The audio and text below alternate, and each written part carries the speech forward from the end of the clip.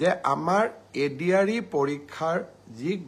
grade 3 আছিলে অৰ্থাৎ তৃতীয় বৰ্গৰ যি চাকৰি আছিলে সেই চাকৰিৰ ফলাফল আমি 10 অক্টোবৰ তাৰিখে প্ৰকাশ কৰিম এডিআৰইৰ চতুৰ্থ শ্ৰেণীৰ যি পৰীক্ষা আছিলে প্ৰায় 5000 পদ আছিলে এই পৰীক্ষাৰ ফলাফল আমি 15 অক্টোবৰ তাৰিখে ঘোষণা কৰিম স্বাস্থ্য বিভাগৰ বিভিন্ন পৰীক্ষাৰ ফলাফল নন টেকনিক্যাল টেকনিক্যাল স্বাস্থ্য বিভাগৰ আটাইবোৰ পৰীক্ষাৰ ফলাফল আমি 12 অক্টোবৰ তাৰিখৰ আগতে ঘোষণা কৰিম এলিমেন্টাৰী প্ৰাথমিক বিদ্যালয়ৰ শিক্ষকৰ নিযুক্তিৰ বাবে আমি যি পৰীক্ষা বা আমি যেটো নিযুক্তিৰ প্ৰক্ৰিয়া আৰম্ভ কৰিছো সেই পৰীক্ষাৰ ফলাফল আমি 15 পৰা 20 অক্টোবৰৰ ভিতৰত প্ৰকাশ কৰিম তাৰ কাৰণ প্ৰাথমিক বিদ্যালয়ৰ শিক্ষক শিক্ষয়িত্ৰীৰ পৰীক্ষাৰ ফলাফল ঘোষণা কৰাৰ আগতে আমি গ্ৰেজুৱেট টিচাৰ আৰু পোষ্ট গ্ৰেজুৱেট টিচাৰৰ ৰিজাল্ট ঘোষণা কৰিব খুজিছো যাতে ওভাৰলেপিং নহয় অৰ্থাৎ প্ৰাথমিক বিদ্যালয়ৰ শিক্ষকৰ পদ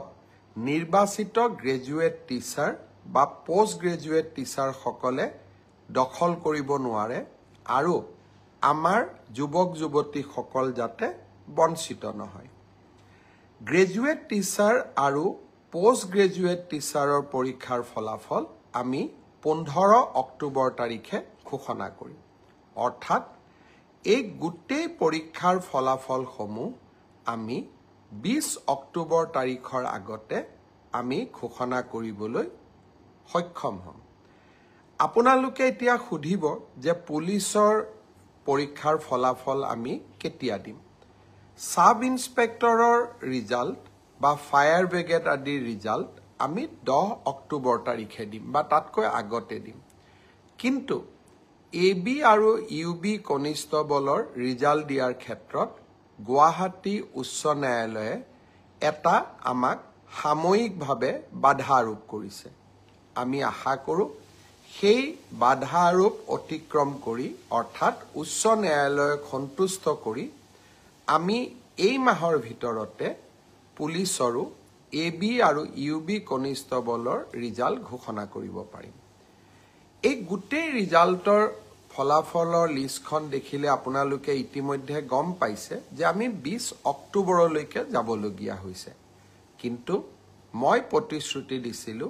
যে অক্টোবৰ মাহৰ ভিতৰতে 10 অক্টোবৰত আপোনালোকক নিযুক্তি পত্ৰ দিম 10 অক্টোবৰত মই নোৱাৰিলেও অন্তত 25-26 অক্টোবৰৰ ভিতৰত আপোনালোকৰ হাতত মই নিযুক্তি পত্ৰ তুলি দিম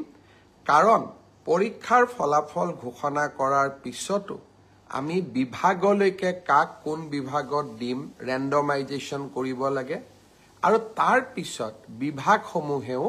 আপোনালোকৰ পোষ্টিং অৰ্ডাৰ উলিয়াব লাগে সেই কাৰণে অক্টোবৰ মাহৰ ভিতৰতে আপোনালোকৰ নিযুক্তি হ'ব কিন্তু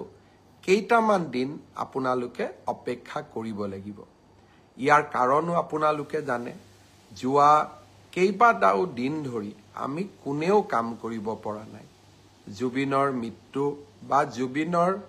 দুৰ্ঘটনাৰ পিছত বা বহুতে কোৱাৰ দৰে হত্যাৰ পিছত যি ধৰণে আমি নকওঁ কিয় আমাৰ মনবোৰ বিষাদেৰে ভৰি পৰি আছিল কাম কৰিব পৰা কোনেও নাছিল কিন্তু আমি যেহেতু আগুৱাই যাবই লাগিব সেইবাবে মই আজি আপোনালোকক নিশ্চিতভাৱে কোন পৰীক্ষাৰ কেতিয়া ফলাফল ঘোষণা কৰিব তাক মই জনালো আৰু আপোনালোকে যাতে নৱেম্বৰ মাহতে চাকৰিত যোগদান কৰিব পাৰে তাৰো আমি নিশ্চিতভাৱে ব্যৱস্থা লম